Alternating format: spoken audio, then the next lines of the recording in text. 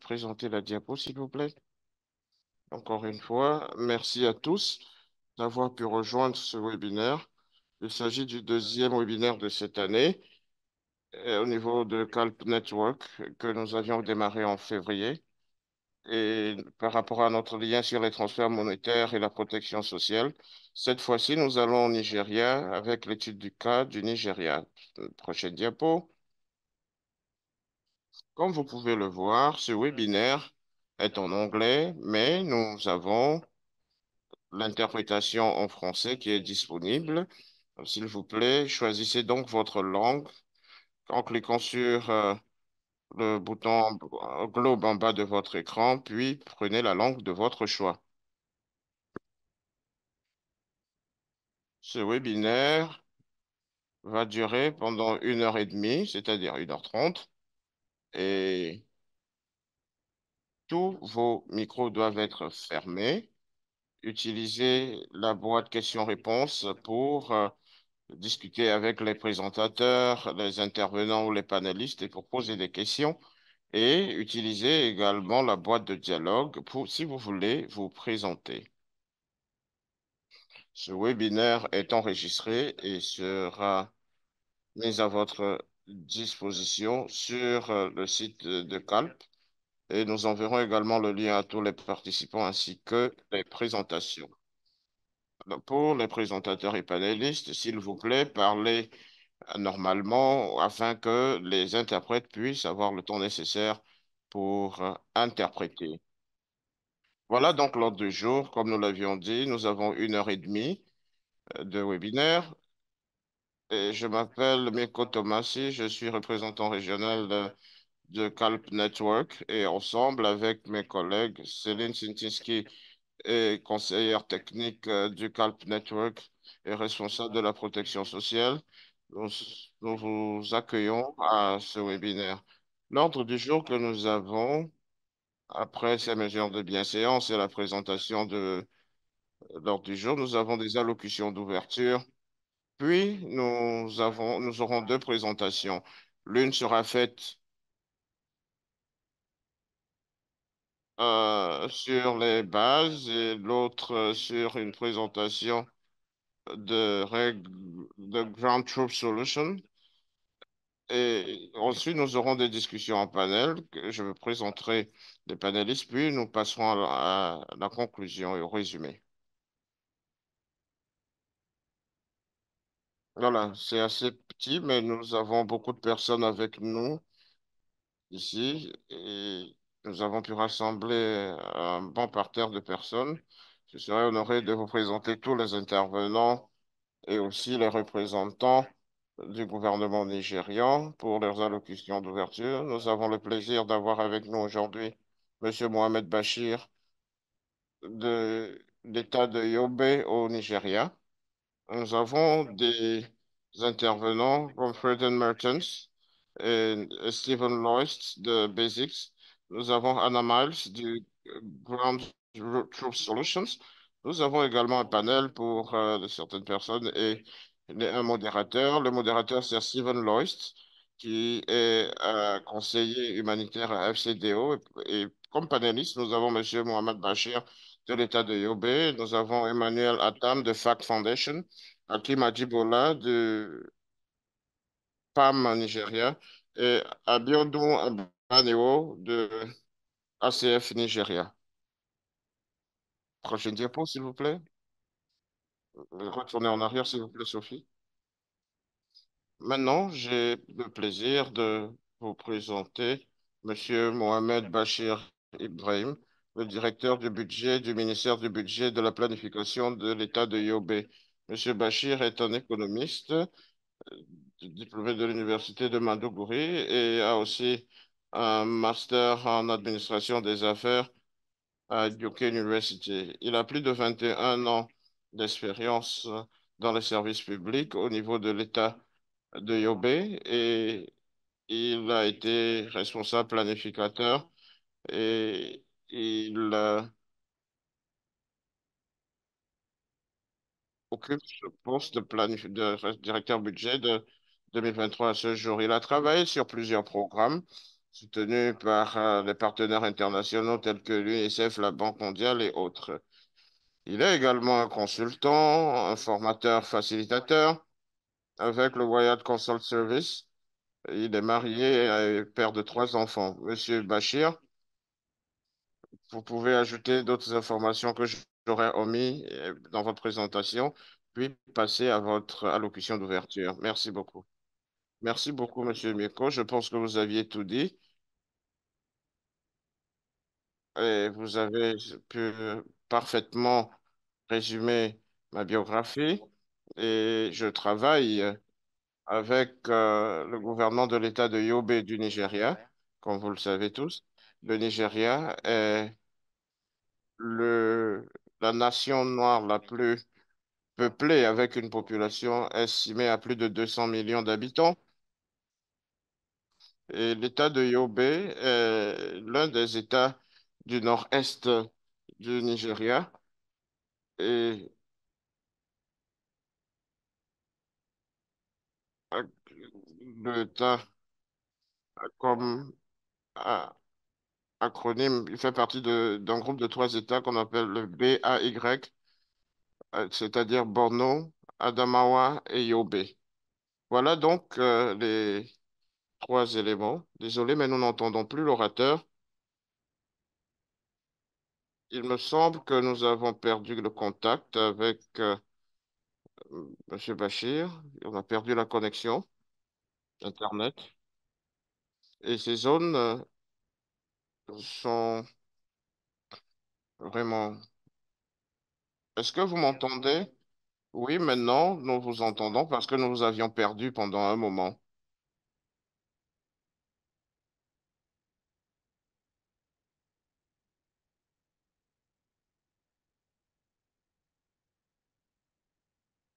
Je pense qu'on a un problème de connexion.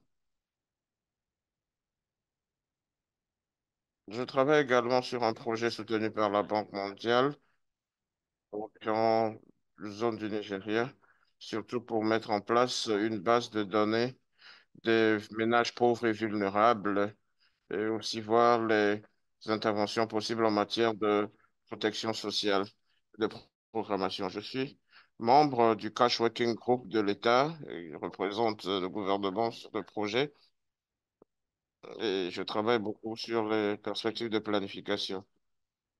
Je suis aussi le secrétaire du Yobe State Social Protection Technical Working Group, le groupe de travail technique sur la protection sociale de l'État de Yobe. Et je fais également mes contributions par rapport à l'amélioration de la protection sociale dans notre État.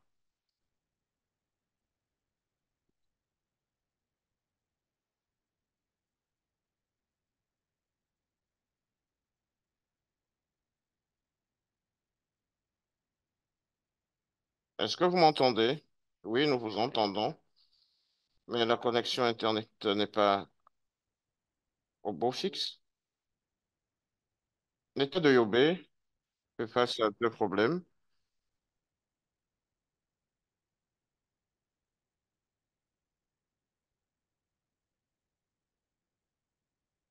Désolé, nous n'entendons pas l'orateur.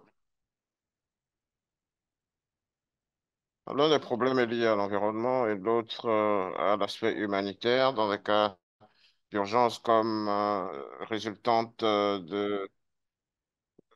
des activités de Boko Haram et aussi des crises liées aux agriculteurs. Les agriculteurs qui sont été touchés par les catastrophes naturelles comme la désertification car la zone nord de Yobe est une zone désertique. Et en plus de cela, nous avons également des inondations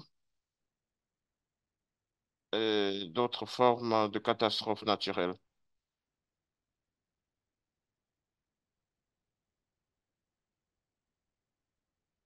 Par rapport à l'aspect développement, Yobe est l'un des États à fort niveau de pauvreté, inflation, d'inégalité de tout genre, de chômage et de sous-emploi. Et en termes de besoins sociaux, nous avons l'un des taux élevés d'enfants d'abandon scolaire et aussi nous avons un fort taux de malnutrition et d'insécurité alimentaire. L'État de Yobe, en ce sens, fait de son mieux pour régler ces problèmes. Ce que le gouvernement a mis en place, c'est un plan de développement de l'État que nous appelons YOSERA, qui est le programme de réforme économique de l'État de Yobe. Il s'agit d'un plan à moyen terme de 4 ans qui a été, qui est arrivé à terme en 2024. Et le dernier a pris fin en 2020. L'État est en train de développer la cinquième version du plan qu'on considère maintenant plus comme un plan à long terme sur une période de 5 ans, de 25 ans, c'est-à-dire 2025 à 2050. Et dans ce cadre, le gouvernement a essayé de nationaliser un programme de protection sociale où nous développons nous-mêmes notre propre politique de protection sociale. Ensuite, par rapport à la question de la résurgence, l'État de Yobe a été en mesure d'élaborer une politique pour les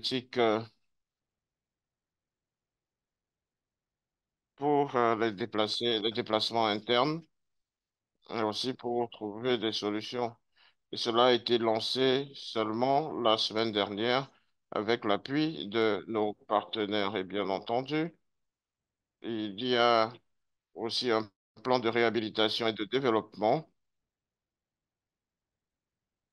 pour les zones où l'insurgence a eu lieu. Et aussi, il y a eu la mise en place d'une unité de coordination au niveau de l'État qui essaye de créer une base de données sur les ménages pauvres et vulnérables qu'on doit inclure dans les registres au niveau de l'État. Toutes ces initiatives sont mises en place pour renforcer la coordination des interventions entre les gouvernements, les partenaires au développement et les organisations internationales afin de pouvoir exploiter nos ressources et travailler en synergie pour l'amélioration de la protection sociale à Yobe. Avec cela, nous avons pu être en mesure de créer cette banque de données dans différentes zones. La première, c'est le registre social un registre qui nous permet de voir les ménages pauvres qui résident dans la communauté. Nous avons un deuxième registre qu'on appelle le URB, le Universal Register of Beneficiaries, pour les personnes déplacées internes. Nous avons un troisième registre également qu'on appelle le RRR, qui est le registre à réponse rapide. Tout cela a été créé en résultante de, du confinement en 2020 lié à la pandémie de COVID-19, où les zones ont été confinées et ont manqué d'accès aux besoins de base, et ce qui a plongé davantage de personnes dans la pauvreté. Donc, ces trois données sont maintenant utilisées comme un mécanisme de ciblage qui nous permettra de cibler nos bénéficiaires pour des interventions en matière de programmation de protection sociale. Et nous avons également une série de politiques gouvernementales en place en matière d'éducation, développement d'infrastructures, santé, agriculture. Et voilà donc les priorités clés du gouvernement de l'État de Yobe. Et bien entendu, le ministère du Budget est en train d'adopter une approche de coordination pour que nos partenaires puissent travailler avec l'État afin d'harmoniser, de synchroniser nos programmations pour le bien-être de nos populations. Je suis donc très honoré est très heureux de faire partie, de prendre part à ce forum et de partager ce que l'État de Yobe fait au Nigeria dans la synchronisation de la protection sociale et des programmes de transfert monétaire. Merci beaucoup. Merci beaucoup, Monsieur Bachir, pour cette allocution d'ouverture. Je ne vais pas revenir sur tous ces points parce que nous avions d'autres interventions, mais je pense que ce webinaire nous permettra, ainsi qu'au gouvernement du Nigeria, un partenaire au développement, de faire progresser cette discussion et d'avoir des améliorations ci et là. Alors, avant de passer la parole à ma collègue Céline, nous avons enfin Valentine Zoulou, la directrice des affaires humanitaires, qui essaie de se connecter. Nous ne savions pas parce qu'il n'avait pas confirmé qu'il serait disponible. Et s'il souhaite de participer pendant le webinaire, il peut formuler quelques mots à notre endroit en appui à ce que M. Bachir a dit. Merci encore, M. Bachir, pour... bon. Je passe la parole à Céline à présent. Merci beaucoup. Bonjour à tous. Je pense qu'il est temps de passer aux présentations. Et la première présentation sera faite par Basic, Better Assistance in Crisis, qui est une initiative de recherche et de développement et qui permet d'examiner pourquoi, comment utiliser les approches de protection sociale dans les contextes de crise afin de fournir d'assistance appropriée aux populations vulnérables dans les zones en crise. Donc, ils vont présenter un rapport qui vient d'être publié et nous avons des chercheurs qui sont là. Fred Martins, qui est un chercheur principal spécialisé en l'analyse de pauvreté et qui a plus de 17 ans d'expérience dans la conception et dans le lead des recherches appliquées multidisciplinaires sur des projets pour les réformes de politique publique. Il est lead dans le ciblage des programmes recherche basique. Nous avons également avec nous Yodé, qui est également experte en moyens de subsistance, analyse de pauvreté, évaluation des impacts, changement climatique. Et récemment, Louis a travaillé sur une recherche principale au niveau de l'Institut de recherche statistique économique à l'Université du Ghana. Et Louis est chercheur également impliqué dans les programmes de recherche au niveau de Basic. Vous avez donc la parole. Merci beaucoup pour la présentation, Céline, et bonjour à tous. Merci d'avoir pris le temps de nous écouter. Nous avons été invités par le Calp Network pour présenter ou planter le décor un peu de votre discussion importante et intéressante par rapport au mécanisme de retour d'informations vis-à-vis à la protection sociale et au transfert monétaire dans le cas du Nigeria. Et comme Céline l'a dit, nous avions développé une étude de cas qui nous permet de voir le ciblage de l'assistance sociale dans des contextes de crise. L'étude de cas couvre le Niger, le Nigeria et l'Éthiopie. Et chacun d'eux se penche sur une crise particulière. Au Niger, il s'agissait de la crise de sécheresse qui a eu lieu en 2012, pardon, et en Éthiopie, on a vu un autre contexte, et au Nigeria, c'est la violence et l'insécurité. Bien entendu, ces crises, très souvent, sont liées à d'autres crises multiples et politiques, ainsi que des crises économiques et climatiques. Et nous n'allons pas tout présenter tout ce que nous avons dans notre étude, mais nous allons juste parler d'un point pour planter le décor. Je vais présenter donc quelques diapos et aussi passer la parole à Lloyd pour parler des résultats de ciblage. Il est très important de savoir que par rapport à l'étude, c'est pas juste une question de formuler des recommandations ou de voir quelle est la meilleure approche pour le ciblage au Nigeria. Il s'agit de ces études de cas qui sont conçues pour indiquer le type de défi ou de considération euh, que les gens qui travaillent sur des questions d'aide humanitaire ou de CVA, Cash and Social Assistance, pourraient utiliser pour améliorer leurs actions et voir les différents problèmes que les concepteurs de politique ou ceux qui mettent en œuvre ces politiques font face et quel type de contexte ils ont besoin pour développer leurs actions et relever les défis auxquels ils pourraient être confrontés.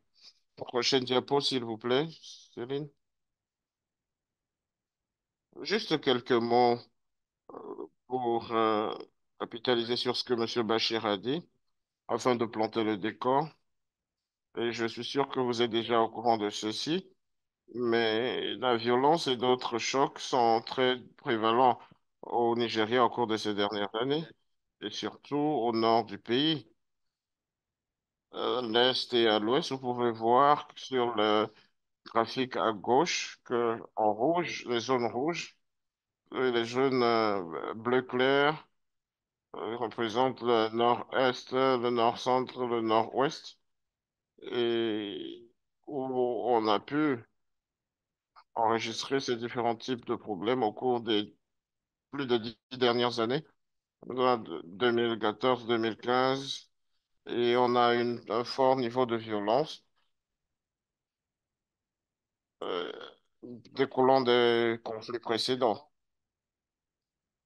Donc la violence a été assez constante au cours des dernières années. Et il y a aussi d'autres chocs. Quand on voit le graphique à droite, vous pouvez voir des chocs que le rapport a pu relever, les chocs qui ont entraîné des décès, les pertes de revenus, pertes d'emploi, de moins de subsistance, des chocs climatiques et euh, des ravageurs pour les plantes, les cultures.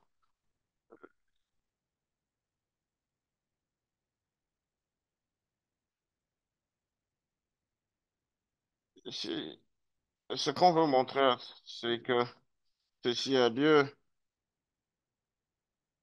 dans des contextes où on voit différents types de chocs et aussi on voit la capacité à s'adapter et à être résilient par des ménages individuels et aussi comment les familles arrivent à s'organiser pour pouvoir tenir et aussi les communautés doivent se soutenir les uns les autres afin de pouvoir faire face à ces chocs.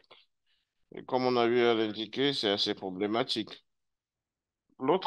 Défi majeur, c'est par rapport au marché, au manque d'investissement en matière d'infrastructure, surtout au niveau du Nord, où il y a des disparités en termes d'accès à l'électricité, à la banque, à l'assainissement et d'autres infrastructures essentielles pour que les gens puissent sortir de la pauvreté.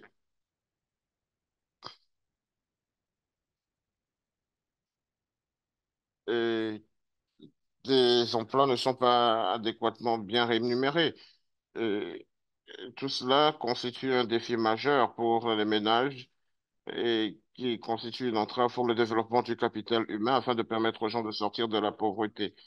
Et c'est une sorte de circonstance ou de situation qui nous indique qu'il y a un fort besoin d'intervention humanitaire.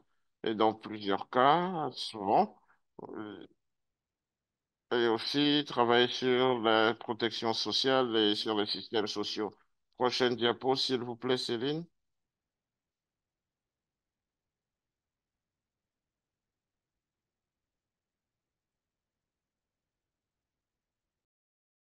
Ce que ce diagramme nous montre, c'est que c'est vraiment une distribution qui n'est pas bien, qui est inégale Et donc, vous allez là, la ligne de pauvreté, et par rapport aux revenus des gens, vous allez remarquer en fait qu'il y a une inégale répartition. Cela peut être un peu difficile de faire une distinction entre les personnes extrêmement pauvres et les personnes pauvres. Donc, ce que nous avons euh, remarqué par rapport à cela depuis 2010, de 2010 à 2019, c'est que cette distribution n'évolue pas de façon significative. Donc, la pauvreté ne change pas à chaque fois. Il y a quelquefois une petite légère augmentation ou fluctuation entre 2013 et 2016, mais vous allez remarquer en fait que la distribution entre les personnes extrêmement pauvres et faux sur le plan macro n'est pas tellement changé. Donc, dans les zones rurales, la zone rurale comparée à la zone urbaine, la pauvreté n'est pas la même. Et du sud vers le nord. Et il y a aussi une distribution qui n'est pas une distribution inégale de la pauvreté entre les tranches d'âge. Donc, la pauvreté est vraiment déterminée par le secteur de travail dans lequel vous êtes, et particulièrement l'agriculture. Et il y a des entreprises qui ne sont pas des entreprises agricoles. Il y a aussi ces différents points que nous avons pu de 2019. En 2019, on sait qu'il y a eu la COVID qui est arrivée, il y a eu des infractions et il n'y a vraiment pas de surprise en ce qui concerne la condition mondiale des revenus. Prochaine diapo, Céline. Ici, c'est le graphique qui montre qu'il y a beaucoup de mouvements entre les différentes parties en ce qui concerne les flux, en ce qui concerne la distribution. Là, vous voyez les bandes en ce qui concerne des- des- la bande verte représente les personnes les plus aisées, les revenus, les domestiques. Et là, vous allez voir ici que vous avez des affections, le nord du pays qui est beaucoup plus affecté.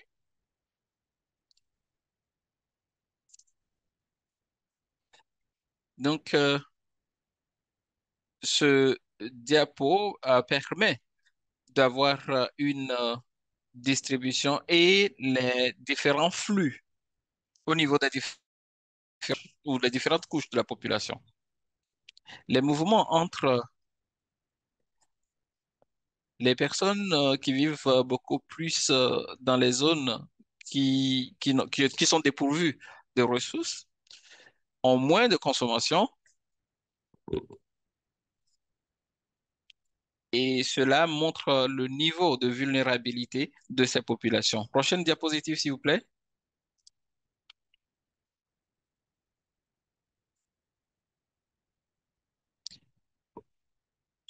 Je ne l'ai pas montré ici, mais dans notre rapport, il y a en fait un tableau où nous avons essayé de traquer la plupart des transferts monétaires qui ont été mis en œuvre dans cette période de 2010 à 2019 en réponse en particulier à cette insurgence de Boko Haram. Et ce que cela nous a montré, c'est euh, il y a un nombre important de programmes, que ce soit des programmes pa- qui ont été concoctés par le gouvernement ou d'autres organisations, que ce soit les États-Unis, le Royaume-Uni, le gouvernement nigérian, mais on n'a pas pu en fait traquer les transferts venant de chaque programme. Mais ce qu'on peut dire, c'est que beaucoup d'argent qui ont été envoyés par ces programmes ont été faits par différentes organisations. Alors, cette partie montre juste la tendance pour montrer en fait que ces programmes-là peuvent marcher, peuvent travailler ensemble pour atteindre l'objectif, même s'il y a des chevauchements. Le prochain point, c'est que il y a aussi le, la dynamique de bien-être et le choc pétrolier. Comme je l'ai dit, nous avons couvert la période de 2010 à 2019 et j'espère que il y aura d'autres routines de protection qui seront mises en place. Donc, 2019 nous a montré que, en fait, il y a une couverture pas assez grande de cela. Alors, je vais vous demander d'aller un peu plus vite parce que vous avez déjà atteint le temps imparti. Je vais peut-être passer à une autre diapo. Donc, il y a d'autres diapositives que nous avons, mais nous pouvons revenir là-dessus après.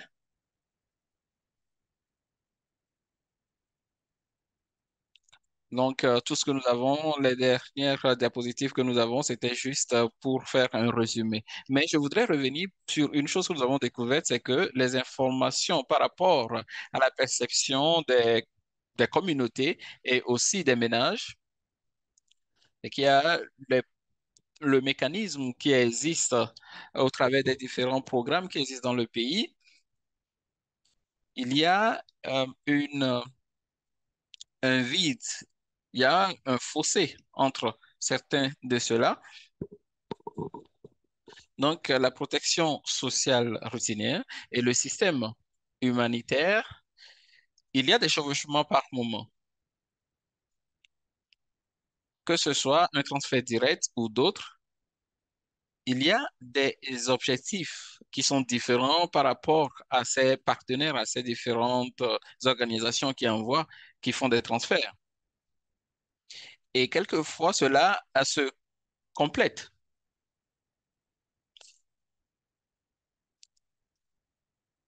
Donc, ces points sont importants à prendre en compte. Je vais m'en arrêter ici pour le moment. Et peut-être Patrick peut reprendre la parole après pour parler des résultats que nous avons trouvés. Merci beaucoup. Fred, désolé.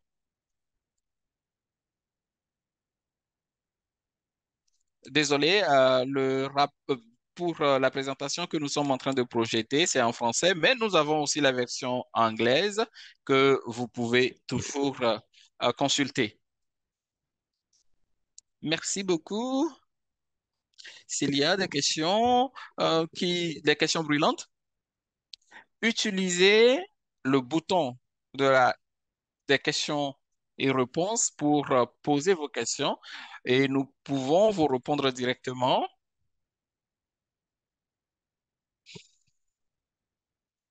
Donc, si vous avez aussi, c'est vrai que nous sommes en train d'évoluer dans un contexte très particulier qui est au Nigeria. Et pour certains, ça sera peut-être un peu difficile de faire le lien entre ces transferts et les organisations humanitaires. Et les graphiques qui ont été projetés montrent le chevauchement entre l'extrême pauvreté et ce qu'ils sont en train de faire. Comment est-ce qu'on fait pour faire sortir ces populations de la pauvreté? Il y a aussi cet aspect qui nous permet de vous informer de ce que nous sommes en train de faire et vous êtes les bienvenus à poser vos questions. Nous allons continuer avec des solutions venant du Grand Nord Solutions. Nous allons parler de la redevabilité parce que c'est une organisation qui essaie d'amplifier la voix des populations et essayer de tirer parti, d'être plus efficient dans le programme des organisations humanitaires. Donc, nous allons accueillir le responsable qui dirige ou qui gère le cache euh, Barometa au Nigeria et dans un autre pays. Et donc, nous allons lui donner la parole pour qu'il puisse nous donner. Elle est, elle a un background en statistique. Merci beaucoup, Céline. Si on peut déjà commencer par montrer la diapositive. Et donc, je vais peut-être gagner un peu de temps pour vous parler de notre organisation Ground Truth Solution. Donc, c'est bon. Donc, nous pouvons aller au diapo suivant. Mes collègues qui sont au Nigeria, je ne vais pas passer beaucoup de temps à les présenter. Comme Céline l'a dit, les objectifs sont en fait d'amplifier la voix des personnes touchées et au plus nous serons en train de contacter des personnes, d'atteindre des personnes, nous pourrons en fait répondre à leurs besoins. Il y a les acteurs humanitaires, les acteurs de développement et autres qui doivent travailler ensemble.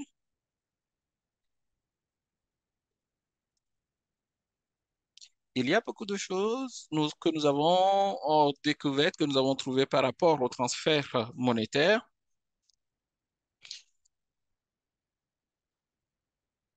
Et si vous passez à la prochaine diapo, il y a Manuel du Factor Foundation qui va parler de tout ce qui concerne ce que nous avons pu trouver depuis 2017.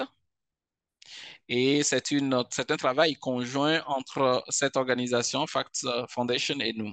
Donc, pour aller plus vite, ce que nous allons faire, le Fact, c'est que c'est une organisation euh, qui est au Nigeria, qui se déploie dans les solutions technologiques innovantes, inclusives. Nous avons deux programmes. Le premier programme qui est Pearl, qui est sur la recherche, et il y a un second programme qui concerne euh, la technologie. Et donc, je vous redonne la parole. Merci, Emmanuel. Si vous allez à la diapositive suivante, ce dont je vais parler aujourd'hui concerne le cash baromètre, et cela a commencé en 2017 au Nigeria.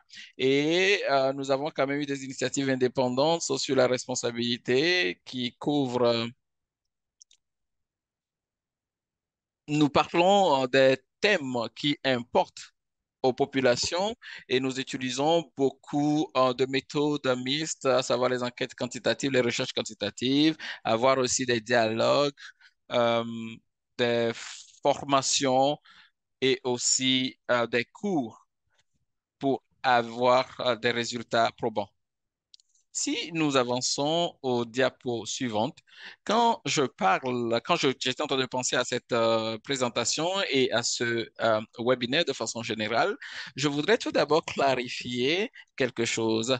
Quand nous parlons du mécanisme de retour d'information, c'est en fait la collecte des retours d'information en discutant avec les communautés et certains des mécanismes de retour d'information comporte certains des points assez sensibles.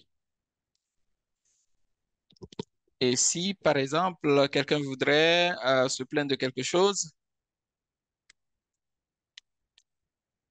ou autre, nous, nous pensons que ces retours d'information et les données permettent d'avoir eu un retour d'information proactif, que ce soit les dialogues ou que ce soit des discussions profondes. Cela permet d'avoir les éléments pour le mécanisme de retour d'information. Donc, je vais juste euh, euh, présenter certains des points. Prochaine diapo, s'il vous plaît. Donc, je pense que un des points ou un des lieux où nous pouvons en apprendre beaucoup, c'est par rapport aux modalités. Comment est-ce que les gens veulent être assistés? Et comme vous pouvez le voir ici, cela a été fait à Borno, dans le nord-est du Nigeria. Et là, 42% de la population a préféré qu'il y ait un mélange des produits vivriers et en nature et aussi en espèces. Et 33% ont voté pour des bons restreints. 13% ont plutôt opté pour les, les transferts non restrictifs. Très clairement, ces informations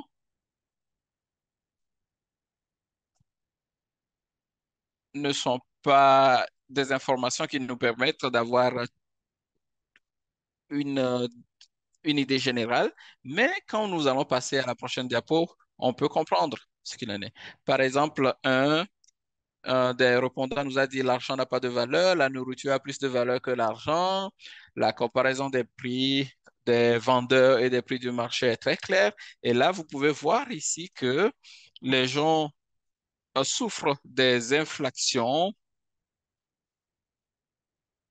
et que les transferts, quelquefois, ne répondent pas forcément à tout.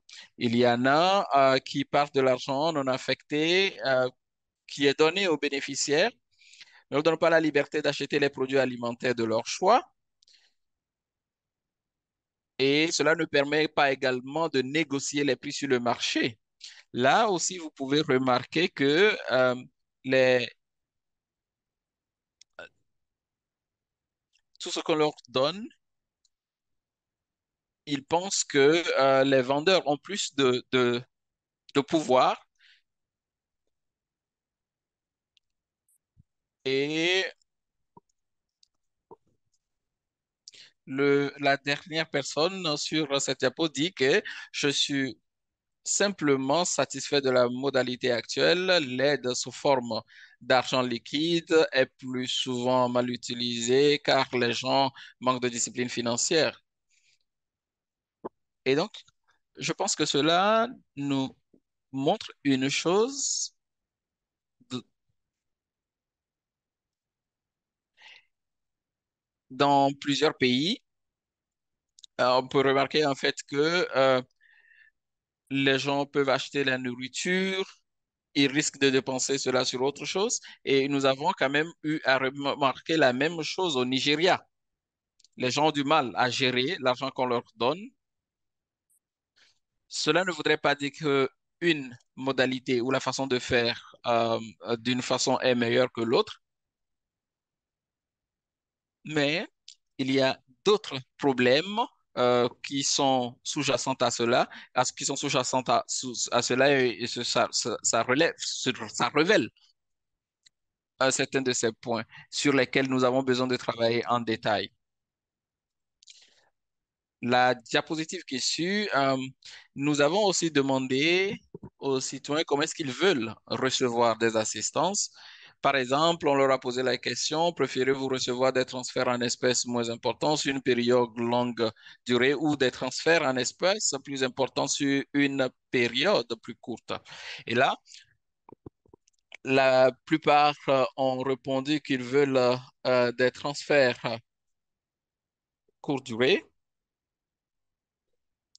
et ils pensent que c'est beaucoup plus facile à gérer. Et vous avez remarqué une autre question qui est un tout petit peu proche de l'ancienne, de la précédente. Et ici, vous remarquez que les gens préfèrent que cela puisse aider toute la communauté. Et donc, j'étais en train de réfléchir sur cela. sur les subventions, la façon dont cela est distribué de façon très plate. Et je pense que c'est la même chose que nous allons remarquer dans d'autres parties. Si par exemple, il y a une communauté qui a été ciblée,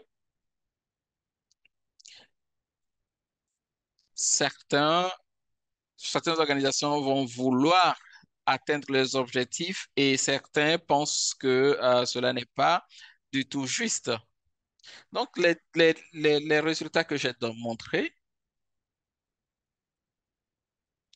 le, mo- euh, il y a une leçon à apprendre ici, c'est que les gens se sentent beaucoup plus attirés par des programmes qui leur permettent d'avoir une protection sociale longue.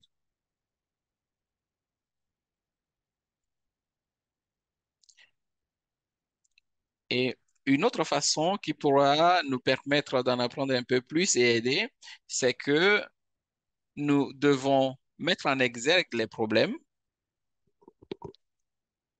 Ici, je vous montre deux graphiques par rapport à questions qui ont été posées sur nos sondages, les questionnaires. C'est, savez-vous combien de temps durera votre aide en espèces ou en bons euh, dans le programme dans lequel vous vous trouvez? Et la plupart des personnes ne savent pas quelle sera la durée. Et la deuxième question est de savoir, savez-vous comment les fournisseurs d'aide décident qui reçoit une aide en espèces ou forme de bon? Et cela, ils n'ont pas une idée très claire. Et ce sont des choses qui sont difficiles à changer très souvent. Donc, pour les panélistes, moi, je pense que les appuis en ce qui concerne la nourriture est plus durable. Et nous allons essayer aussi de pouvoir combler le fossé qui existe entre ces différents programmes. Maintenant, je vais passer à la dernière diapositive. OK, je vais vous cliquer une seconde fois, d'accord? C'est bon. Quand vous parlez aux gens en ce qui concerne ce qu'ils reçoivent et la résilience, ce n'est pas uniquement lié à l'argent. Il y a d'autres points qu'il faut prendre en compte. Par exemple, vous allez remarquer qu'ici, 80%, plus de 80% veulent plus des appuis indirects que d'avoir un compte en banque. Et d'autres aussi qui ont pu mentionner le fait qu'ils veulent des formations sur la gestion financière. Il y a un commentaire qui m'a beaucoup touché, qui a parlé du fait que la personne disait que en substance, j'aimerais être inscrit sur le registre gouvernemental. Cependant, le problème avec le gouvernement est qu'il introduit souvent des programmes sans fournir un soutien adéquat. Et cela vient d'un homme à Bama, dans l'état de Borno. Et un autre exemple que je voudrais mentionner par rapport à l'Ukraine, c'est qu'il y a plein de points, points de lien par rapport à l'humanitaire, qui est par rapport aux différents appuis qui sont apportés là. Les gens n'ont pas accès à un certain nombre de documents et je pense que par rapport à ce retour d'informations, cela nous donne des informations sur lesquelles nous pouvons travailler pour améliorer les services. Et je pense qu'un système holistique serait mieux approprié.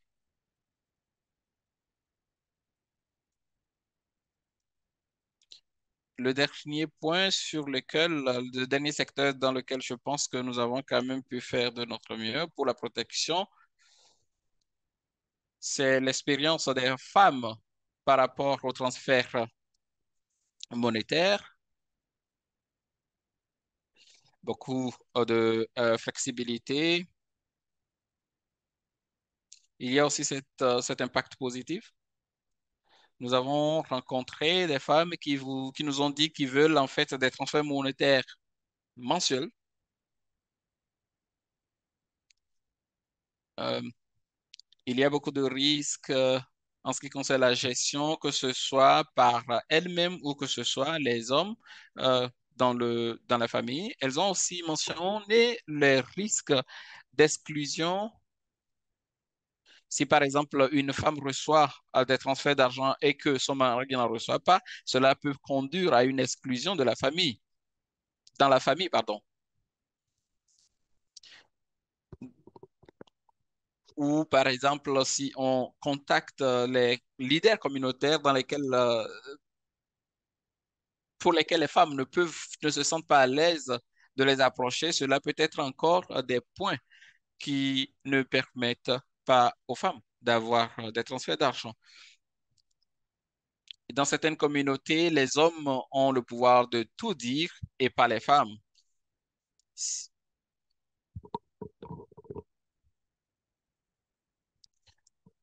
si on peut passer à la dernière diapo, en résumé, je dirais que c'est vraiment très important d'avoir la discussion avec les communautés et qui permettrait en fait d'avoir euh, euh, euh, de la protection sociale, comprendre les priorités et les besoins des gens tels qu'ils les perçoivent. Et j'espère vous avoir montré un peu ce que nous faisons, les priorités des communautés et aussi peut-être s'il y a d'autres possibilités d'améliorer le système qu'on utilise ou donner plus d'informations aux communautés. Et dernière note, je pense aussi que cela pourra quand même donner aux gens les moyens de s'impliquer et de faire valoir leurs droits.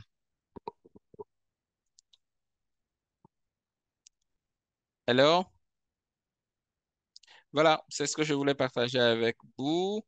Euh, dire que l'importance des retours d'informations est quand même très important pour pouvoir collecter les informations et tout faire pour que cela puisse répondre à, de, à presque tous les points et pas uniquement dans le domaine humanitaire. Donc voilà ce que je voulais partager avec vous. Merci beaucoup. Merci beaucoup, Anna. Je crois que je n'ai pas besoin de faire le résumé de ce qu'elle a dit. Vous avez déjà tout compris. Donc, les CVA, la protection sociale et plein d'autres choses, ça serait vraiment important de partager les informations afin d'avoir cette approche proactive et de répondre aux différents besoins. Ne pas uniquement garder les informations pour nous, partager ces informations. Merci beaucoup. J'ai vraiment aimé les informations qui ont été partagées. Si vous avez des questions, que ce soit pour Anna ou pour la présentation précédente, n'hésitez pas à écrire dans le chat et nous allons vous répondre. Merci beaucoup. Merci beaucoup, Céline. Merci, Anna, pour cette présentation. C'est vraiment très merveilleux d'avoir ici de nouveau participant, Monsieur Valentin, qui est le responsable des affaires humanitaires et de la division.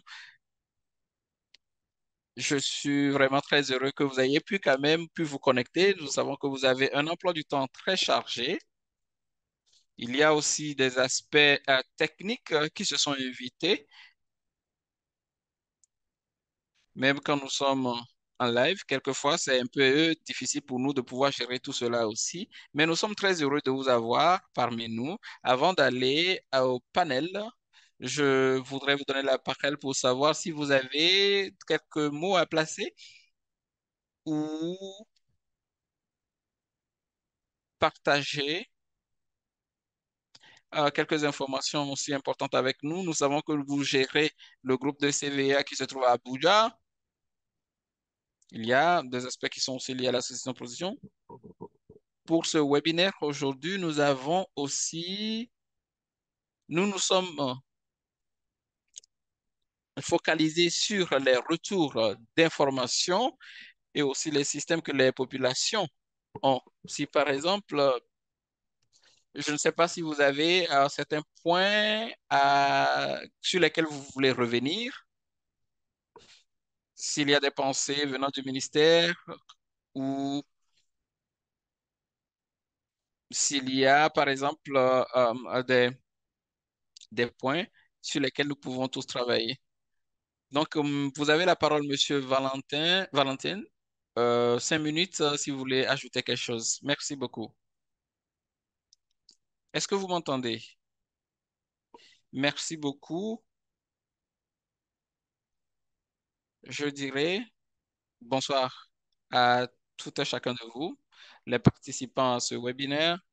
C'est un réel plaisir pour moi de me joindre à d'autres acteurs dans cette deuxième session de ce webinaire, que ce soit sur le CVA et aussi l'association, la protection sociale.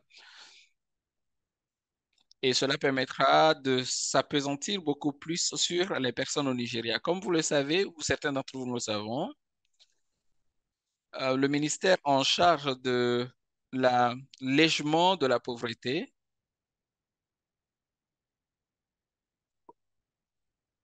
a,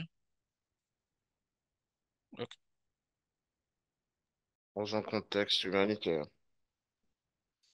Le SCVA, qui est le Programme national de monétaire et de coupons, est en train de promouvoir une approche inclusive qui va intégrer l'utilisation de l'aide en monétaire et en coupons dans un cadre d'assistance humanitaire et de préparer l'inclusion sociale.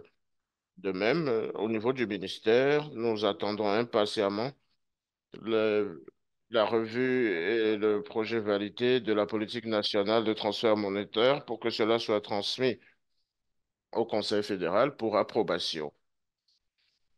Le Conseil exécutif fédéral est un organe de décision, le top organe de décision dans le gouvernement nigérian. Ensuite, le gouvernement ou le ministère travaillera à s'assurer de la sensibilisation et du plaidoyer pour l'opérationnalisation et l'institutionnalisation de documents stratégiques au niveau infranational. À ce niveau, il est impératif de mentionner que le lien des transferts monétaires aux protections sociales donne des perspectives qui renforcent les systèmes de protection sociale qui fourniront plus d'assistance efficace aux personnes dans des crises, ce qui les rendrait plus résilients aux chocs et qui réduirait les besoins en matière d'aide humanitaire. Cette approche suivante est importante pour lier le transfert monétaire à la protection sociale. D'abord, nous parlons de l'approche parallèle, qui est une approche unique par rapport à la programmation humanitaire qui est utilisée sans lien avec le système de protection sociale. Il y a également l'approche de capitalisation qui implique directement l'État et les utilisateurs. Nous avons également l'approche alignée. Et cette approche, liée par le système humanitaire, utilise les systèmes de protection sociale existants au niveau de l'État comme référence. Enfin, j'aimerais demander à tous les participants de contribuer avec leur expérience, leur connaissance à ces réunions euh, liées au lien entre le transfert monétaire et les protections sociales. Merci beaucoup de m'avoir donné cette occasion de partager ces mots avec vous. Je vous souhaite de bons travaux. Merci et je suis reconnaissant pour vos travaux. Merci beaucoup, Monsieur Valentine, pour ces mots très cruciaux. Nous passons maintenant aux discussions en panel. Je ne sais pas si vous avez assez de temps pour rester avec nous. Sinon, vous pouvez, en quelques mots, conclure la réunion avec nous plus tard. Mais si vous êtes occupé pour avec d'autres tâches, nous comprenons. Merci encore une fois. Nous allons à présent évoluer. Nous sommes un peu en retard par rapport au temps qui nous a imparti. Je vais à présent vous présenter tous les panélistes, pas dans les détails, mais nous avons dans le panel Monsieur Bachir, que vous aviez déjà entendu et que vous aviez vu, car nous l'avions présenté déjà. Nous avons également trois autres personnes, à savoir Abiodun Abeliwa, qui est le chef de département de sécurité alimentaire et de moyens de subsistance d'Action contre la faim, Bureau du Nigeria. Nous avons Hakim Diola, qui est le responsable principal de protection, des programmes de protection sociale au PAM de Nigeria. Et enfin, nous avons Emmanuel Lanatam, que vous aviez déjà vu, qui travaille pour la Fondation FACT et qui est chercheur et expert, qui est aussi cofondateur de la Fondation FACT. Enfin, nous avons le plaisir d'accueillir Monsieur Steven Loist, qui est modérateur de ce panel, qui travaille au FCDO et qui est une organisation qui est expert, pardon, en développement humanitaire et qui a plusieurs années d'expérience dans différents contextes humanitaires dans le monde. Accueillons tous les panélistes aujourd'hui pour ces discussions très enrichissantes après les présentations. Steven, vous avez la parole. Merci, merci beaucoup, Mirko, et j'aimerais remercier les intervenants et les présentateurs qui ont déjà intervenu. Il y avait beaucoup de documents et beaucoup d'informations qui ont été partagées, surtout des questions liées à notre sujet. Et avant de poser des questions aux panélistes, je dois dire que nous allons essayer de poser quelques questions, permettre au public de poser quelques questions aux panélistes, mais à cause des limites en matière de temps, je suggérerais que vous continuez à poser vos questions dans la rubrique questions-réponses sur votre écran, puis vous pouvez les adresser directement aux panélistes spécifiques qui vous reviendraient pendant que nous serions là à modérer ces discussions parce qu'il y aurait éventuellement beaucoup de questions pour des gens qui ont besoin de réponses spécifiques. Et nous espérons pouvoir couvrir tous ces points pour tout le monde. Gardons cela à l'esprit, j'ai quelques questions ici. Ce que je vais essayer de faire, c'est de les adresser à certains de nos panélistes spécifiquement. Ok. Sentez-vous à l'aise et répondez si vous le souhaitez. Ou si quelqu'un d'autre ou qui que ce soit dans le panel voudrait donner des détails à ce sujet, n'hésitez pas, hein, et nous espérons que nous pouvons y parvenir dans le temps qui nous est imparti. Tout d'abord, et ça c'est une question à laquelle Hakim pourrait répondre, et qui parle de la reddition des comptes au niveau des populations générales. Et c'est important pour les acteurs gouvernementaux et des acteurs humanitaires. Et selon vous-même, par rapport au mécanisme de feedback, disons des points d'entrée pour lier l'aspect humanitaire au transfert monétaire et à la protection sociale. Avez-vous des exemples pour démontrer ce genre de choses? Merci beaucoup et à vous la parole, Kim. Merci beaucoup, Steven. C'est une question très intéressante. Et je vais y répondre directement que oui. Et bien sûr, cette question de réduction des comptes est importante par rapport aux populations. Et c'est très important en matière de lien entre la protection sociale, les transferts monétaires et l'assistance humanitaire. Et comme vous le savez, le PAM est la plus grande organisation en matière d'appui humanitaire. et qui appuie en matière alimentaire et de nutrition.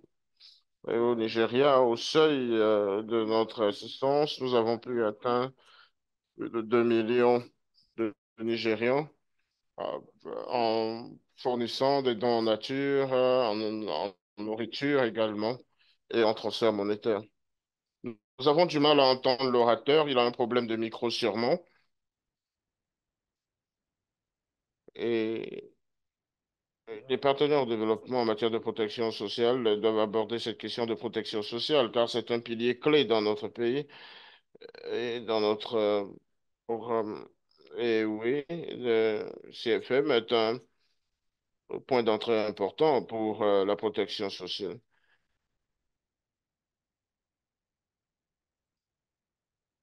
Entre 2020 et 2022, il y a eu un programme conjoint dans l'État de Sokoto, au nord-ouest du Nigeria, et ce projet était une information du secrétaire général des Nations Unies. Et ça permet de capitaliser de la protection sociale pour accélérer la réalisation des ODD au niveau de l'État de Sokoto.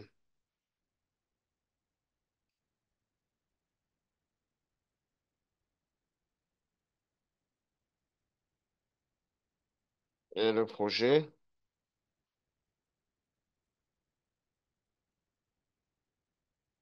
et j'aimerais aussi mentionner un point que Fred et Anna ont relevé. Il s'agit d'une communication à deux voix qui permet aux communautés, aux leaders communautaires, aux leaders d'opinion et d'autres acteurs de contribuer à l'assurance de toute intervention, que ce soit dans un cadre humanitaire ou dans un espace de protection sociale. Dans l'état de Sokoto, le PAM a pris le lead pour aborder les questions humanitaires et de nutrition dans l'état de Sokoto.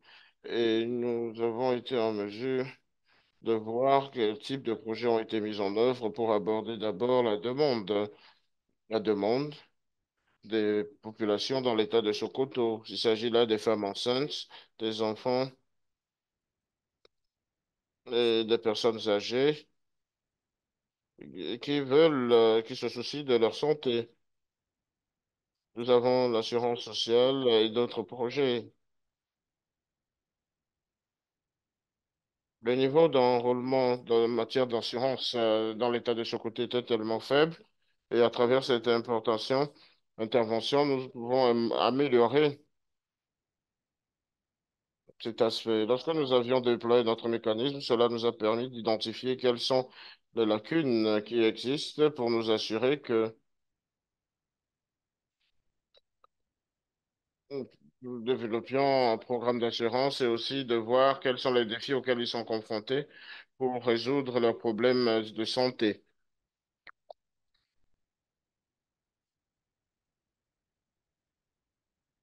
et quelles pourraient être les modalités de livraison appropriées pour que les populations affectées soient en mesure de recevoir le cash. Le déploiement du CFM nous a permis de concevoir le projet de protection sociale adéquat et nous a permis de voir quel type de mécanisme ou de modalité pourrait permettre de rendre disponible le cash à l'endroit des populations affectées, c'est-à-dire les bénéficiaires. Et aussi, depuis le départ, ça commence et du début jusqu'à la fin et aussi permettra d'aborder les problèmes, comment nous abordons ces différents aspects. Nous capitalisons donc sur le CFM et que ça permet de nous propulser pour avoir des opportunités et s'assurer que les projets réalisent les besoins. Et à la fin du projet, nous nous sommes rendus compte que les bénéficiaires ont pu avoir leurs besoins comblés, notamment en matière alimentaire et la participation dans les différents programmes et les programmes d'assistance néonatale dans les hôpitaux. Et cela a vraiment contribué. Et quand nous avons pu tirer profit du CFM, et plusieurs services ont été développés en matière de protection sociale. Nous étions en mesure de faire cela parce que nous avions tous des expériences, aussi bien au Nigeria que dehors de nos États. Merci beaucoup. Désolé, nous n'avions pas une bonne qualité de son pour l'interprétation. Et par rapport à ce que vous aviez dit, j'ai une question additionnelle ou si quelqu'un voudrait réagir aussi dans le panel, qu'il le fasse. Mais par rapport à vos efforts, à votre projet et aux différents résultats positifs, attendiez-vous qu'en tant que femme, attendiez-vous à certains aspects ou à certaines réponses, est-ce qu'il y a certains pays où vous pouvez tirer d'expérience et baser vos activités là-dessus, ou quand vous faites des choses, vous vous dites que oui, il y a des résultats ou des feedbacks ou quelque chose de nouveau, ou bien est-ce que c'est une surprise pour d'autres? Oui, dans la mise en œuvre du projet, nous étions assez surpris que dans l'état de Sokoto, et au nord-ouest,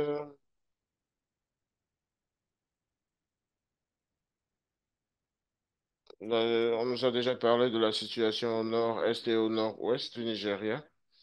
L'état de Sokoto est le nord-ouest est affecté par certaines crises et certains conflits. Et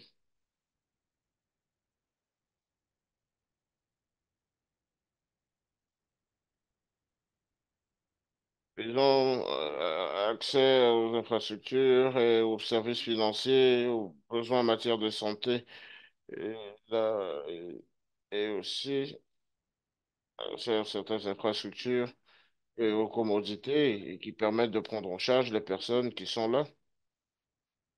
Et peut-être c'est la raison pour laquelle les gens n'arrivent pas à avoir accès aux soins de santé. Une fois que nous avons déployé notre programme, nous étions surpris. Nous sommes rendus compte que ces populations se réfèrent à ceux qui les aident au niveau local pour les questions de soins comparées aux hôpitaux parce qu'ils sentent que les hôpitaux sont là, mais la manière dont on s'occupe d'eux n'est pas adéquate et même le personnel, c'est pas ça. Donc, nous avons pu mobiliser l'agence de gestion de la santé dans l'État de Sokoto pour discuter de tout cela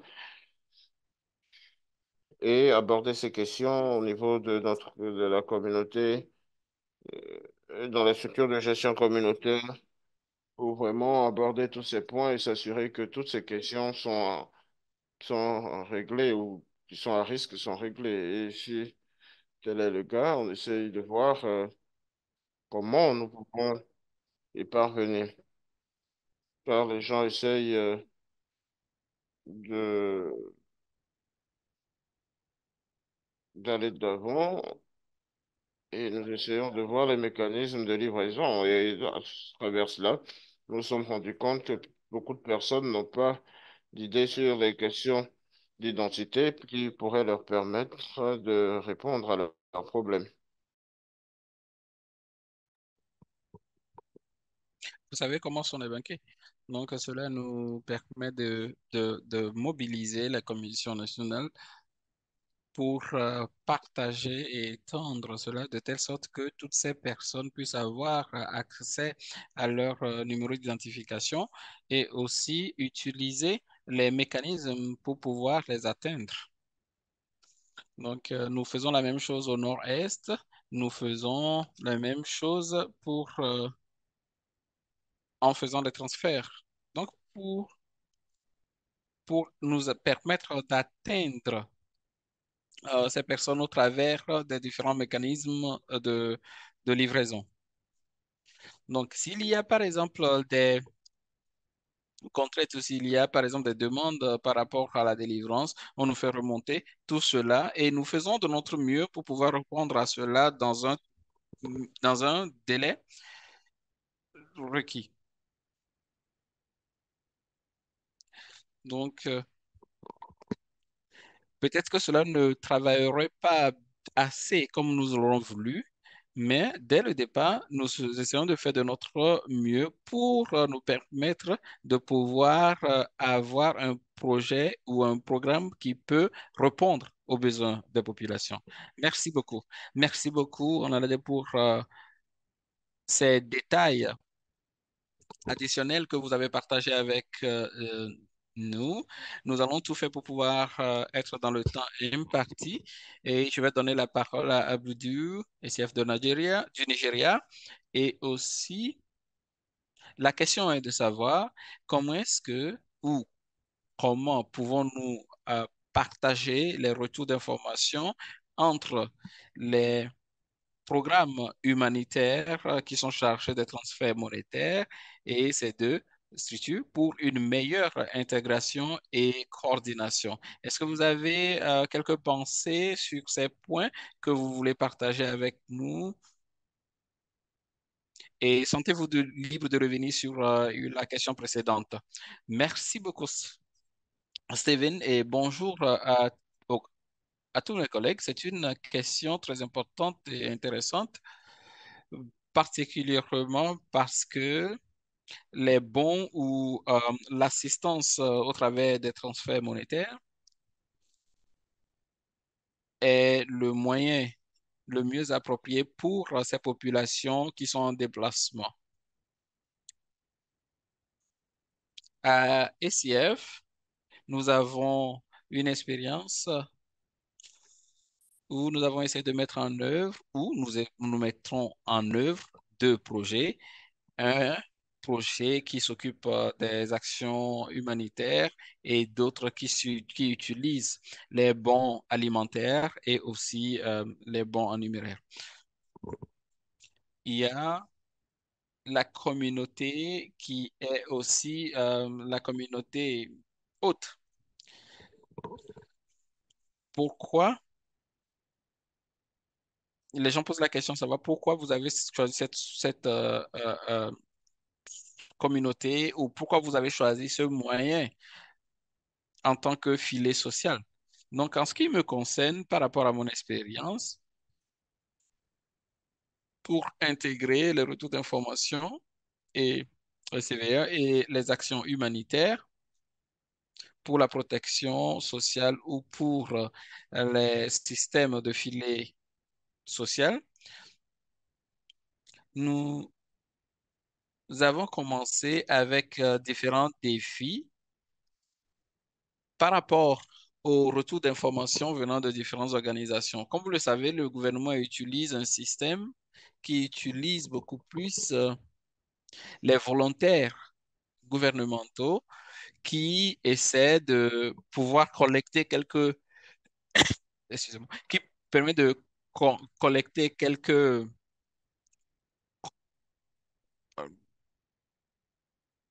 problèmes qui sont apportés par les populations.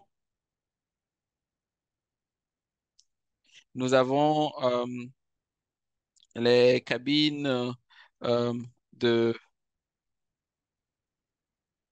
plainte ou de réclamation, nous avons réalisé que nous devons l'intégrer.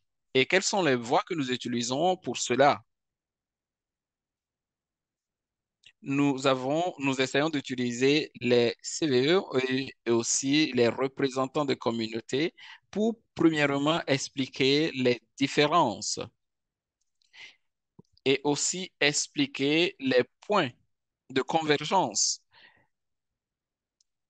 de telle sorte que les gens peuvent faire la transition entre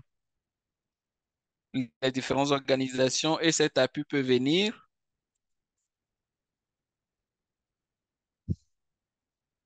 quand vous avez, par exemple, les, euh, euh, les jetons ou les différents bons qui seront envoyés. Nous analysons les choses de la même façon pour que les bénéficiaires puissent comprendre les différentes différences et aussi les convergences, les points de convergence. À un certain moment, il retourne au filet social.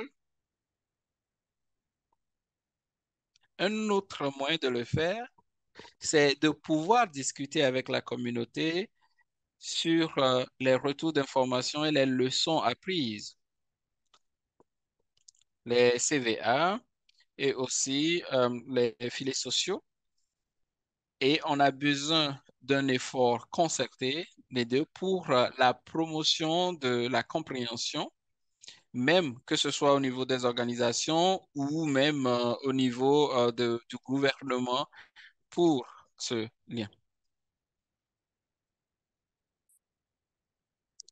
Il y a aussi les organisations locales. Nous avons commencé quelque chose comme ça dans l'état de Borno, où nous avons là les groupes de transfert, les cash working groups et le réseau de protection sociale qui sont composés des organisations humanitaires, de développement et même de la communauté pour nous permettre de partager ces infos. Et nous avons remarqué que nous partageons les expériences différentes et en ce qui concerne les retours d'informations et les plaintes, c'est pratiquement les mêmes choses. Donc, la question de savoir comment est-ce qu'on peut faire un lien entre les deux et comment est-ce qu'on peut faire cette transition de, de la protection sociale vers le civil. Et donc, ces approches nous ont permis de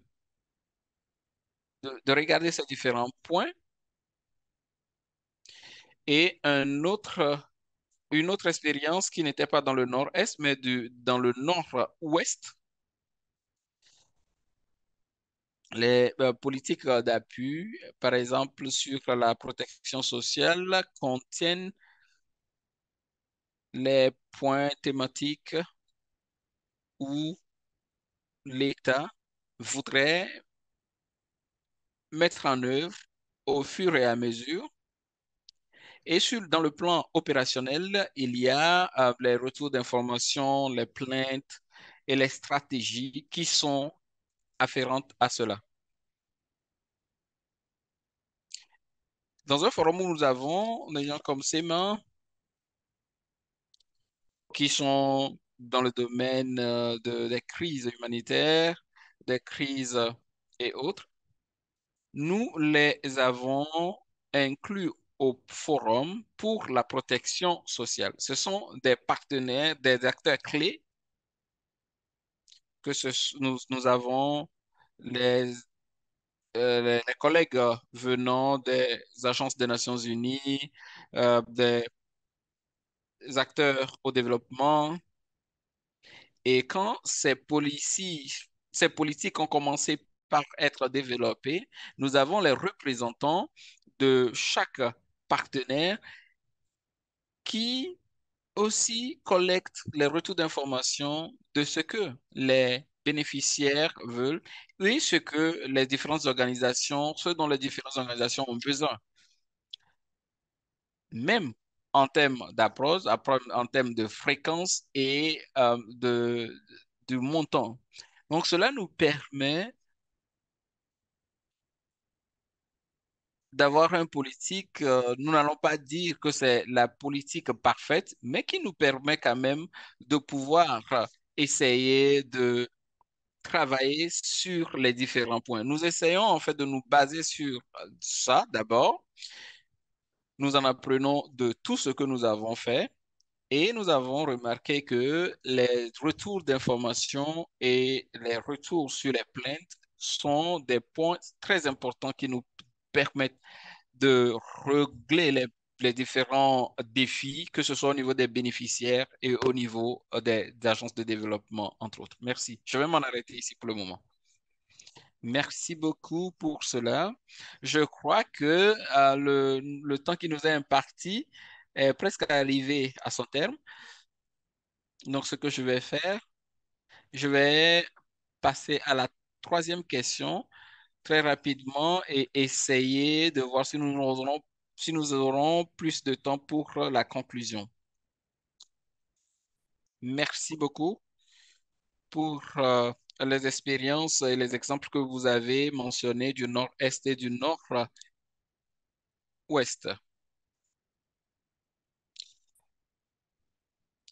Alors,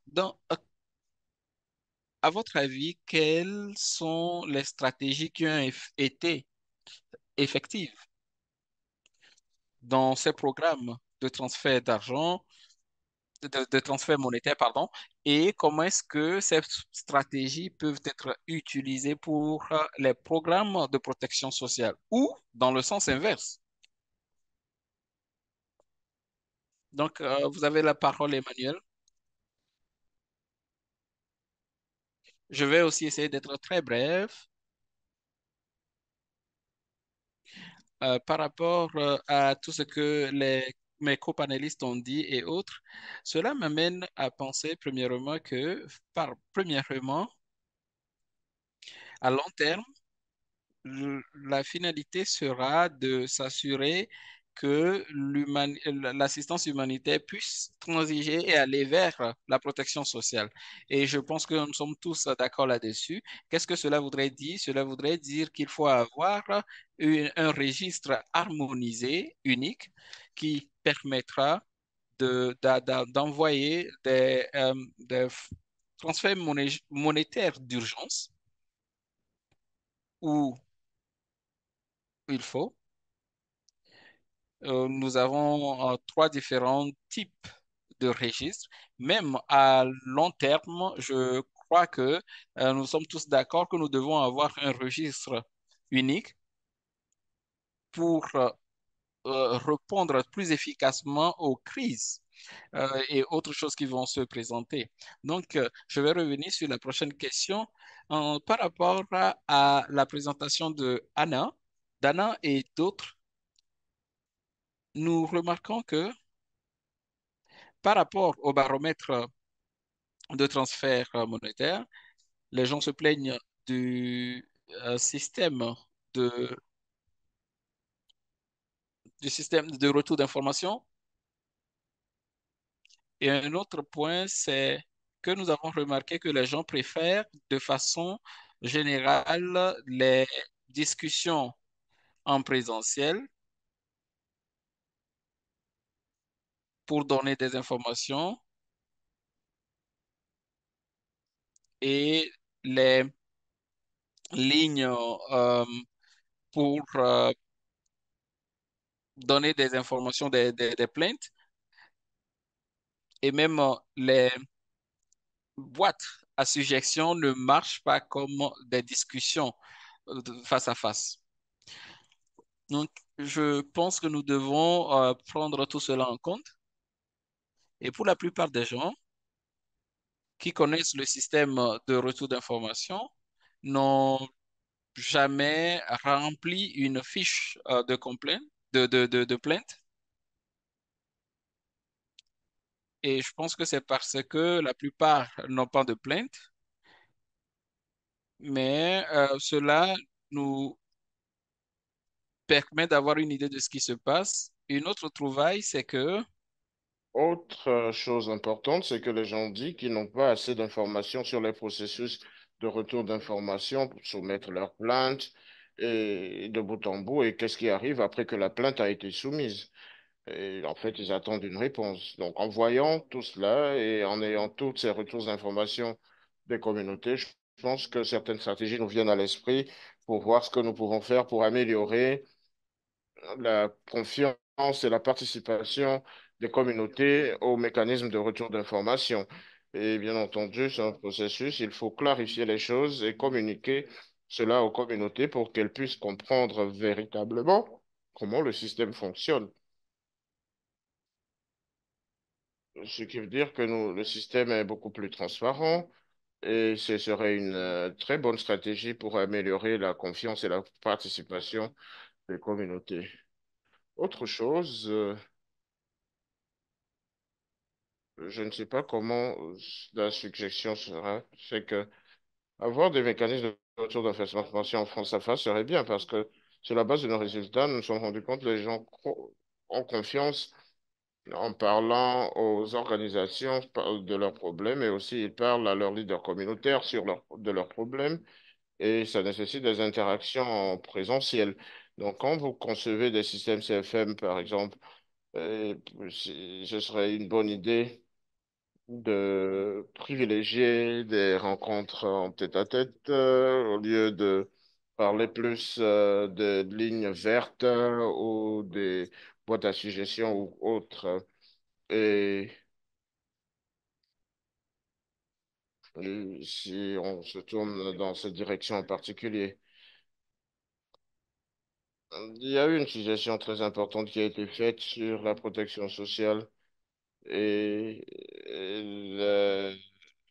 l'aspect humanitaire ainsi que les transferts monétaires. Et comment on fait un feedback en ce sens? C'est un point important. Lier ces deux choses va vraiment aider à améliorer la manière dont nous intervenons et aussi à soutenir les communautés. Et ce que je veux dire, c'est que la manière dont les personnes opèrent lorsque le programme protection sociale euh, couvre et les programmes humanitaires couvrent où il y a des chevauchements, on a des groupes vulnérables qui sont complètement perdus. Et comment on y parvient, c'est en utilisant la technologie. Et plus important, nous devons avoir des systèmes de feedback interopérables entre le CVS et entre, pardon, les transferts monétaires et la protection sociale.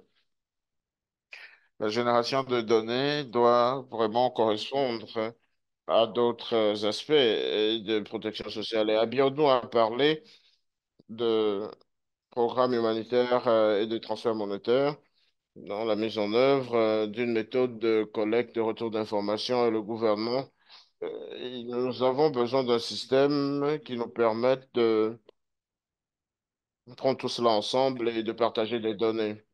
Ce partage, bien entendu, nous ne parlons pas uniquement des programmes d'apprentissage agrégés, nous parlons des feedbacks réels des communautés, c'est-à-dire avoir un espace où nous pouvons collecter toutes ces informations et prendre des décisions communes.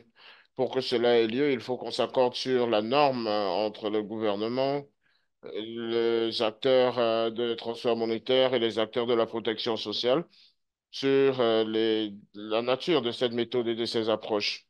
Je pense que ce serait capital. Donc, en tout, c'est lien impossible, je crois. Et bien entendu, il y a des idées sur la protection sociale et les questions technologiques. Mais comment aborder ces différents domaines ce sont des points importants à voir et généralement, il faut expliquer le processus aux communautés et construire cette confiance et cette participation. J'espère que je n'ai pas pris beaucoup de temps. Je vous remercie. Je pense que cela a été très utile car l'une des questions provenant des participants concerne les défis et les solutions. Oui, des différentes organisations auxquelles ils sont confrontés. Peut-être que nous pouvons ramener M. Bachir à cette discussion sur surtout sur cette question en particulier du public. Ou peut-être on aurait à se concentrer sur les domaines spécifiques dans l'état de Yobe, que ce soit du gouvernement ou dans tout le spectre du paysage humanitaire, développement humanitaire que nous avions abordé. Y a-t-il d'autres défis particuliers que vous voyez ou des solutions qui sont ressorties récemment qu'il serait intéressant de ramener et qu'on pourrait aborder entre nous ici? Vous avez la parole. Merci.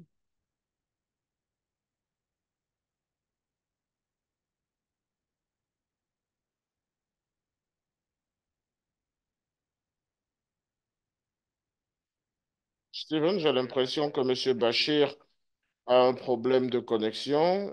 Il est déjà là, mais je ne sais pas s'il a pu suivre toutes les questions. Est-ce que vous pouvez répéter la question?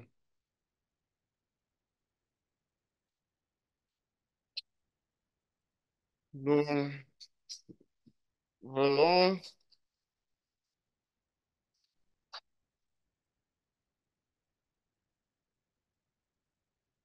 par rapport au mécanisme de reddition des comptes. En parallèle, si on a des questions dans le public par rapport aux défis et aux solutions, et par rapport aux différents points ou aux problèmes auxquels nous sommes confrontés, sur la base de la position du gouvernement, non seulement, mais aussi dans tout le paysage de développement humanitaire dans lequel vous êtes, et où vous avez des responsabilités, quel type de défis ou de solutions où avez-vous été confronté ou que vous voyez dans ce paysage qui pourrait aider à améliorer les choses ou qu'on pourrait utiliser pour clarifier notre horizon? Merci beaucoup, Steven, pour cette question. Je pense que certains des défis auxquels nous sommes confrontés,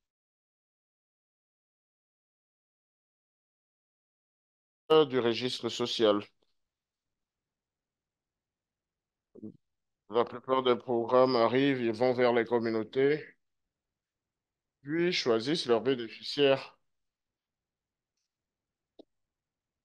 Bien que chaque programme a ses critères de sélection, le fait d'avoir ce registre social veut dire que nous avons besoin de plus de coordination et plus d'implication vis-à-vis de ce registre.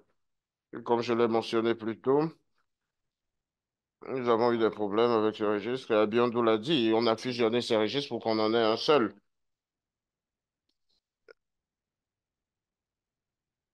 Et tout cela est fait pour différents objectifs.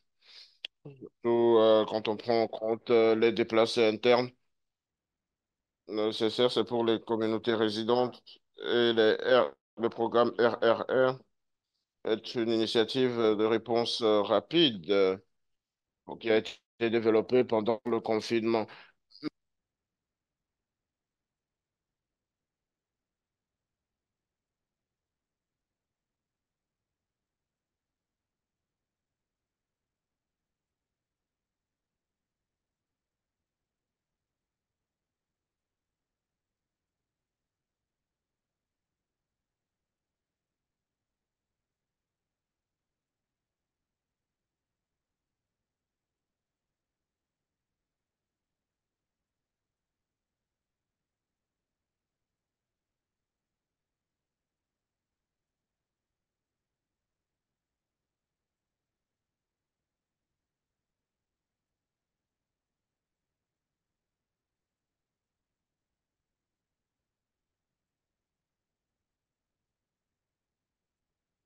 Pour les partenaires, prennent en compte ce registre.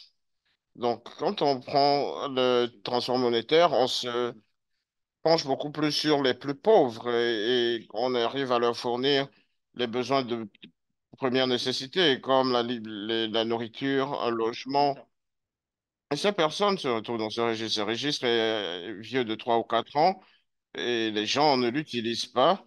Et ce programme arrive dans les villages ou dans les communautés qui essaient de voir les bénéficiaires potentiels et qui perdent l'intérêt.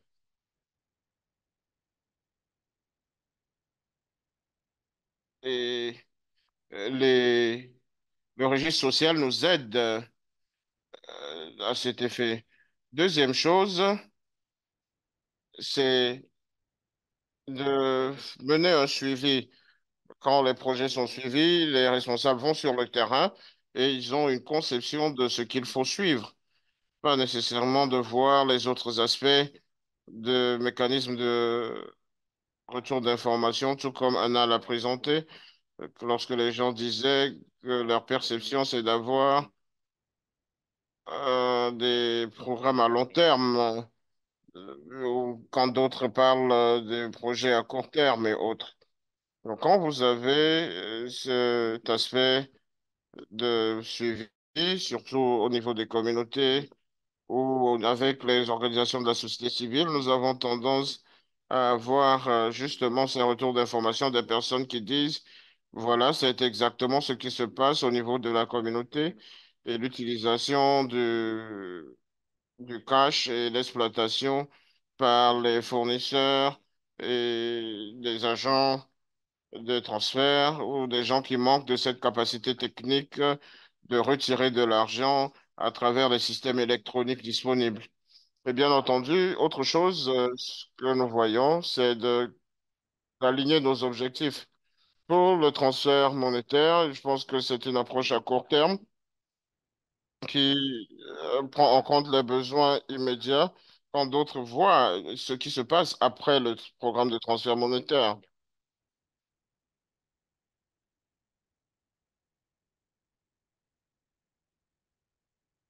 Il y a aussi des gens qu'on demande, par exemple, les droits de propriété,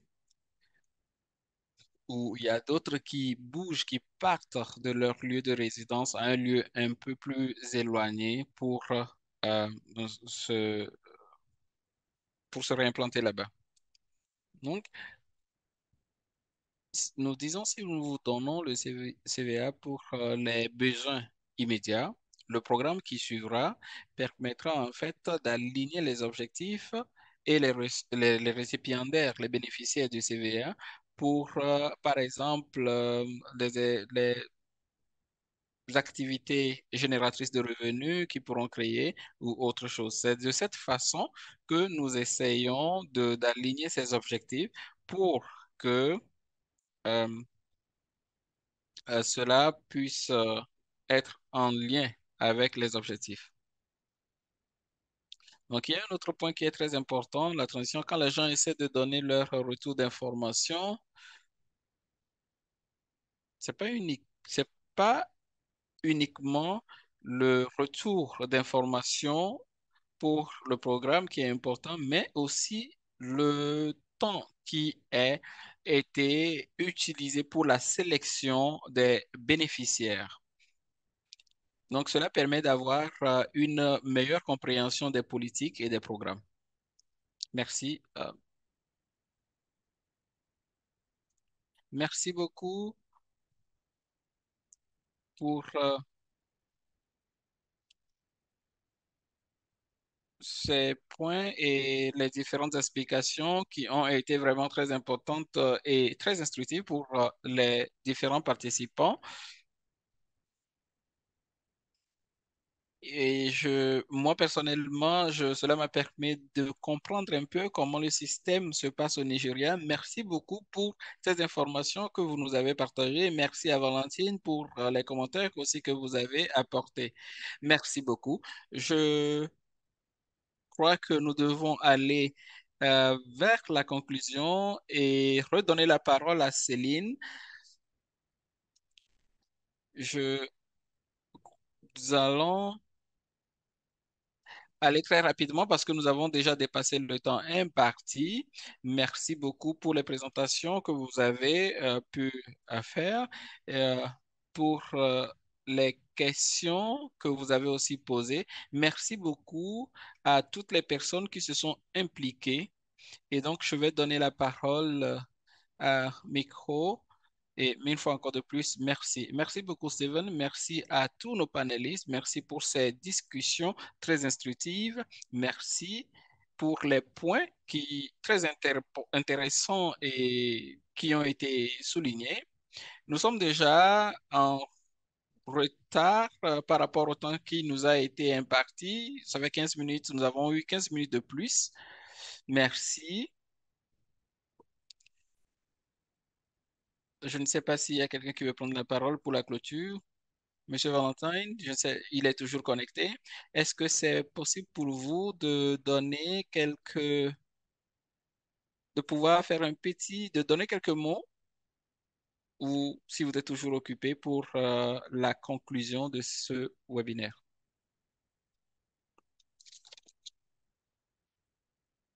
Nous allons attendre quelques secondes pour voir s'il est disponible ou si nous allons passer à autre chose.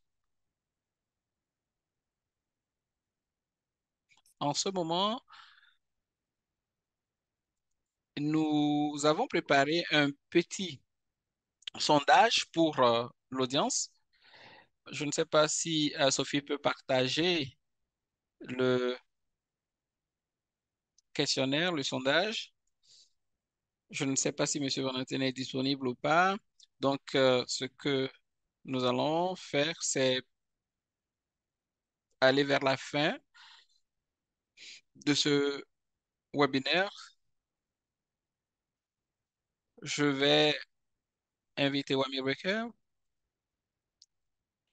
qui est aussi un des, une des personnes qui dirige le groupe de travail sur les transferts monétaires au Nigeria. Merci beaucoup pour les panélistes. Merci à M. Valentin qui est là. Je crois qu'il a juste allumé sa caméra. Donc, je vais y aller très rapidement pour lui permettre de réagir aussi. Je ne vais pas revenir dans les détails des présentations parce que nous avons déjà dépassé le temps imparti.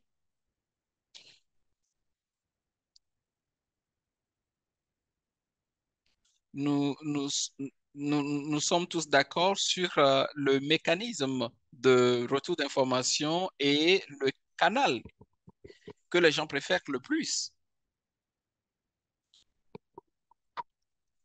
que ce soit au niveau des bénéficiaires ou même des organisations qui sont sur chaque aspect de ces transferts monétaires. J'espère que les discussions que nous avons eues aujourd'hui nous permettra de pouvoir faire avancer cet agenda commun que nous avons. Je voudrais remercier tous nos collègues de CALT et bien d'autres qui sont aussi avec nous. Merci beaucoup. Peut-être Monsieur Valentin va nous donner quelques mots de fin. Merci beaucoup.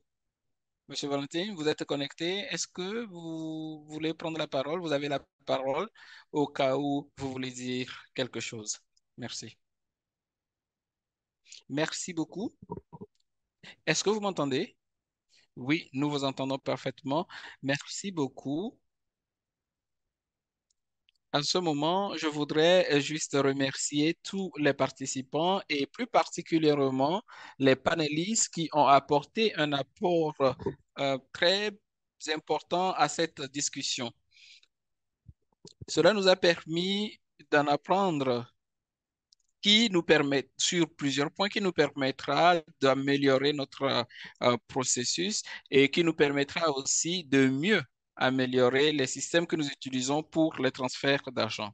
Toutefois, si certains de nos partenaires qui viennent dans dans notre pays peuvent utiliser au mieux le registre social que nous avons pour que les politiques sur les transferts monétaires puissent être utilisées à bon escient et à un niveau plus élargi. Le registre a été créé avec l'appui de la Banque mondiale et donc je voudrais juste rappeler que c'est une base de données très fiable et donc j'encourage chaque partenaire qui vient au Nigeria ou qui voudrait appuyer le Nigeria par rapport à la réduction de la pauvreté dans le pays de se fier à ce registre. Une fois encore de plus, je voudrais remercier tout un chacun de vous pour les apports à cette discussion. Merci beaucoup et je vous souhaite le meilleur. Merci beaucoup, Monsieur Valentin, pour votre disponibilité aujourd'hui. Merci pour vos mots que vous avez partagés avec nous. Merci beaucoup pour votre participation. Je suis vraiment désolé. Nous avons dépassé le temps imparti, le plus de 30 minutes presque. Nous sommes vraiment très heureux de vous avoir tous. Merci. Je voudrais remercier M. Bachir, M. Valentin, le gouverneur de Nigeria, de Lagos pour cette participation. Je voudrais remercier aussi les différents orateurs, les panélistes, les modérateurs. Merci Emmanuel, Hakim, Abdioum. Merci à tout un chacun de vous pour ce webinaire merveilleux. Merci à Sophie qui est derrière et qui essaie de tout faire pour que tout se passe bien. Merci beaucoup à tout un chacun de vous pour votre participation. C'est